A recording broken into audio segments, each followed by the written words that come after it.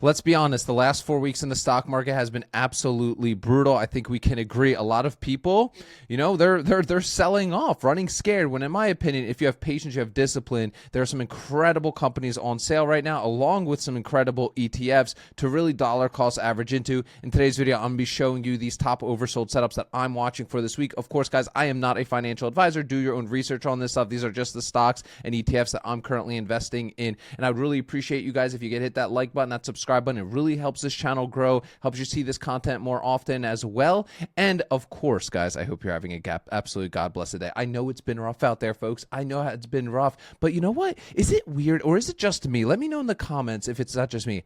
I'm excited. I don't know. I'm a little excited for this bloodbath to keep happening. I would love a little 2022 happening to really accumulate, right? We're in a time right now where, let's just be honest, the last year or so the market, last, let's say 2, has been absolutely on fire, right? And it's been incredible, right? And in my personal opinion, that's not a great time to really have a accumulation, right? I haven't had a nice accumulation phase really since that 2022 time, and now, right, it's like when it's given to us on a silver platter, everybody's running scared for the hills when, for the most part, the market has always come back and recovered. Obviously, past performance is not indicative of future results, but there's some great opportunities out there. Now, I did release a video yesterday talking about the ETFs I'm pretty much buying every single day, especially as the market continues to bleed out. But I want to talk about some individual stocks. Now, I do think going individual stocks right now with selling puts is much more high risk. Think of this as like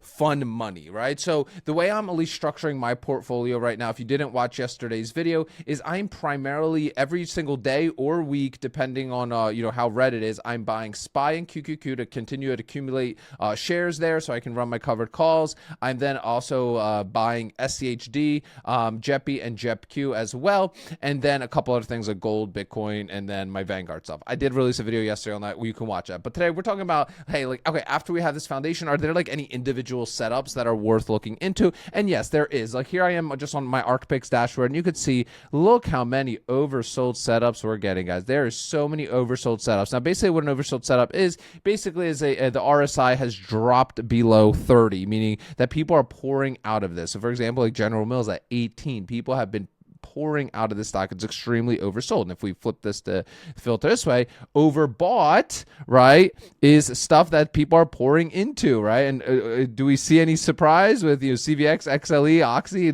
No, there is absolutely no surprise that these are super overbought setup. A lot of the money has been flowing there. And we could see pretty much across the board, the market has been selling off, right? There's not that many overbought setups, at least across my watch list that I'm monitoring right now, right? There's a lot of red and a lot of opportunity absolutely everywhere. So here's some of my top ones that have a very oversold setups, at least on it. And the first one is Pepsi. Has been quite a bit of time since Pepsi has really gone on sale like this. Watching some of the key moving averages though, we are still just slightly below the 50, but more importantly, I'm really watching this week to see, hey, how are we going to test the 200 and 300 day moving average? 200 day 146, 300 day 145. I'll just call it 145. I'm curious to see if we see a drop below that might create an opportunity for some puts. Now the put premiums are elevated right now, which are still very nice. They're a little bit longer dated, at least on our trade idea right here. We could see going out about 54 days, we're getting about 3% return on our money. If you don't know what this is basically a cash secured put. I'm basically saying I'm willing to buy 100 shares of Pepsi at $145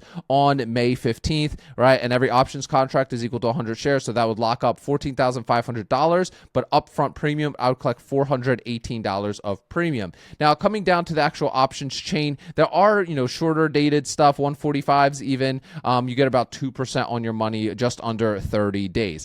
Understand though, much more higher risk of getting assigned, especially in the market that we are in right now. So we have to see, hey, what happens this week? This is why a lot of my positions right now I'm focused on ETFs because for the most part, they have always come back and recovered.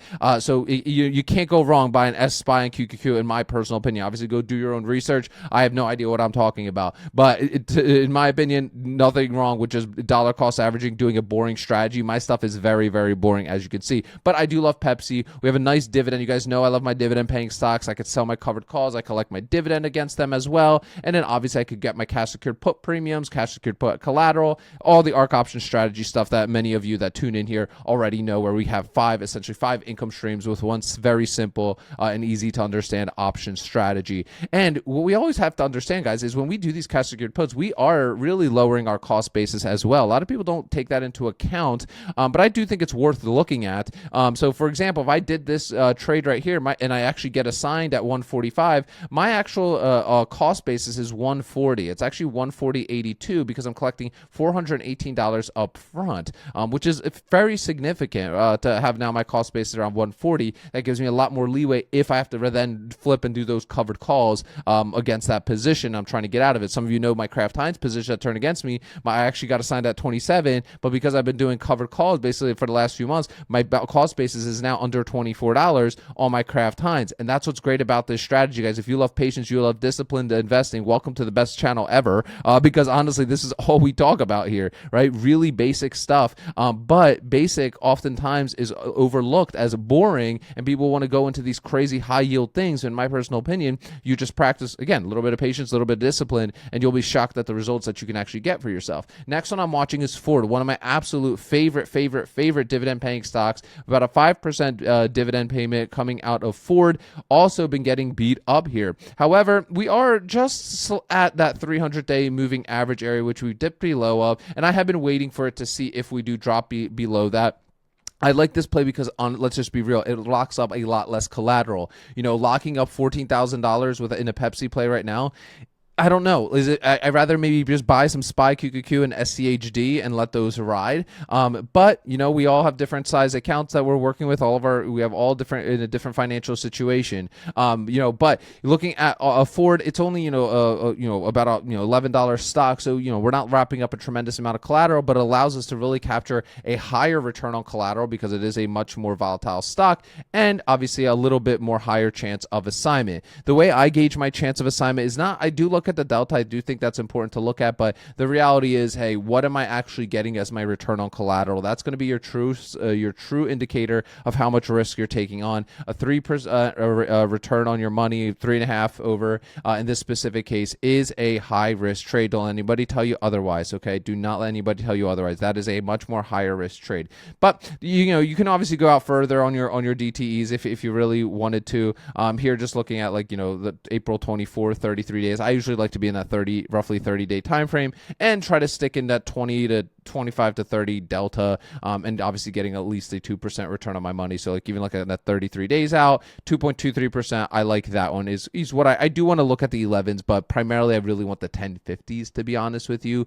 But take a look at this. It's only 1.62% return. So we'll see if we keep dropping, maybe it'll make sense. This one's not bad. The one that goes 40 days out for the 1050s, that one's not a bad one. So we'll see what the market actually ends up giving us. Next one, AbbVie, one of my absolute favorites, drove below its 300-day moving average, which is absolutely crazy for AbbVie recently. I mean, my goodness, it's been getting beat up. So I really want to take advantage of this one so badly. But again, a massive capital requirement, but it is on my radar. Very rarely do we get AbbVie on sale like this. And a ridiculous return on collateral in a 33 DTE here for 2.62%. Really, our cost basis 189, collecting 510 upfront. Just big capital requirements here. Even at the 195 strike price, man, I can't even believe that. So let me take a look here at the actual chart here. On AbbVie, great dividend payer as well. Look, absolutely off a cliff. We're going to see this week how are we going to react, or how are we going to test that 300-day moving average of 207. But man, it's a bloodbath out there, man. There's so many opportunities out there. Just being patient, being disciplined, and just sticking to whatever your plan is. For me, like I said, I like to be as diversified as I can, but it's hard to pass up some of these opportunities that are showing themselves in the market. But we got to see. We want to see a floor. We can't just dive in. especially when we dive below the 200 and 300 day moving averages, we have to see where are we going to see some support here, because those are some key moving averages to be trading and closing under. They really are. So we have to, again, practice that patience and that discipline. Next one, another company that very rarely goes on sale is 3M. I mean, when do we ever see 3M on sale like this in an oversold territory, right? Great dividend payer as well. Not obviously a huge dividend payer, but a very good dividend paying stock. And look at this, trading at 141, well below all of its key moving averages. Absolutely off a cliff here, closed just down 1%. And we're in free fall territory, and we're seeing that a lot right now. And this is why I keep stressing, do not just blindly sell puts in a bear market, okay? Sure, if you believe in that company long-term, awesome. Your worst case, you're stuck holding it, and hopefully it recovers in the coming months.